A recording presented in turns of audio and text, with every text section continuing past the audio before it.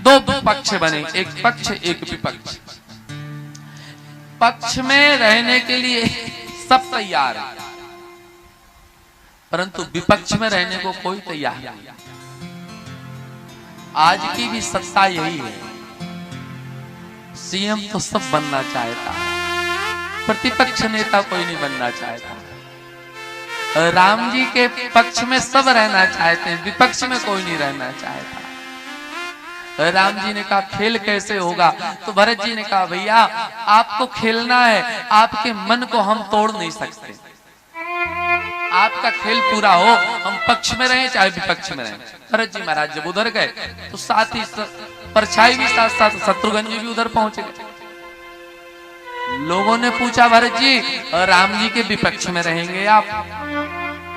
भरत जी ने कहा मुझे पक्ष और विपक्ष से मतलब नहीं है, मैं तो केवल इतना चाहता हूं कि मेरे भैया का खेल होना चाहिए, भैया का मुखमंडल लटकना नहीं चाहिए, ये प्रसन्न मुस्कुराते हुए ही मुझे अच्छे लगते हैं। और भरत जी महाराज जैसे हुए तो कुछ मित्र लोग भी हो गए। अब खेल प्रारंभ हुआ तो क्या खेल शुरू हुआ, वॉलीबॉल का। आज नहीं महाराज तब भी खेला जाता था। और राम जी ने कंदुक पर गेंद पर जोर का प्रहार किया और गेंद लुढ़कते लुढ़कते भरत जी के पाले में पहुंची और भरत जी ने भी उससे दुगने जोर से प्रहार किया।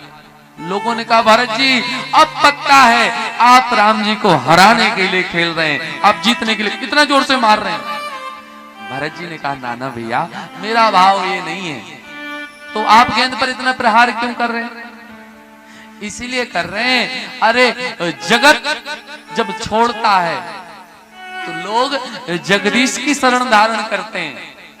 ये गेंद कितनी बाबरी है, भगवान के चरण कमल छोड़ करके ये जगत के लोगों के चरणों में आ रही, इसीलिए मैं मार करके इसको भगवान के चरणों में पहुंचा रहा हूं और मेरा जीतने का कोई इरादा नहीं।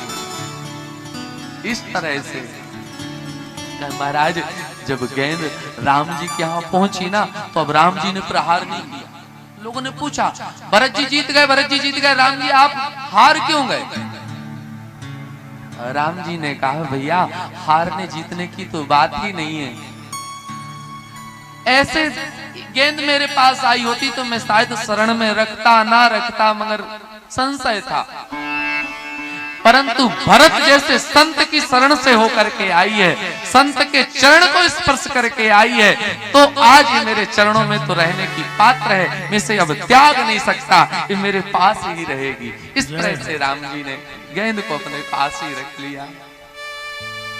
भक्त जो होता है ना भैया वो भगवान से अपनी नहीं मनवाता, भगवान की मानता। हम आप क्या करते हैं, हम अपनी मनवाते हैं। महाराज ऐसा करिए आप।